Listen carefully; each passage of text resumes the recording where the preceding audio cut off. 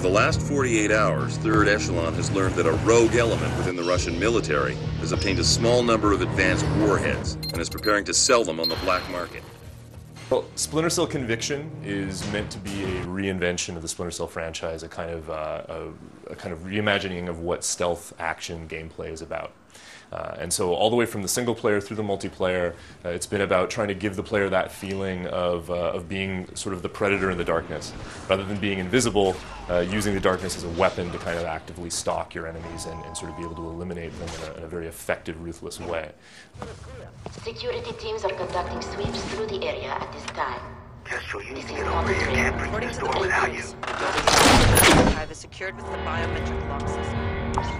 In Sam's story, because his own personal quest is very much different from the mission-based quests that he's been on in the past, he's really been let off the leash. He doesn't have that voice in the ear telling him what to do or what not to do. With our co-op storyline, we have two agents that are still very much working for the establishment and are following the rules and following the orders they've been given, but the nature of their mission is a lot more ambiguous. It's taking them to places that they haven't been before, and also it's the first time that we have these two agents from two different agencies working together. So we have an American and a Russian.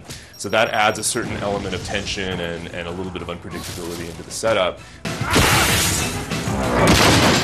We're giving players tools like the dual mark and execute, for example, the ability to kind of track enemies in the world around you, using the idea that, you know, you're an elite spy. You've been trained to be more aware of your surroundings and more aware of where your enemies are than maybe a normal person would be. So that gives you that ability to sort of flag somebody and kind of keep track of where they're going to be going. Well, what's interesting when you have two agents in the field doing that, the way they're going to be communicating with each other almost non-verbally allows them to keep track of these enemies even if they haven't laid direct eyes on them. So I've seen something, I've told you about it, now you know where the guy is.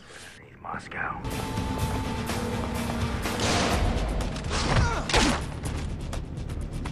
The enemies, as they become more aggressive, more challenging, more elite, develop this ability to attack players hand to hand, grab a player, put him into a chokehold.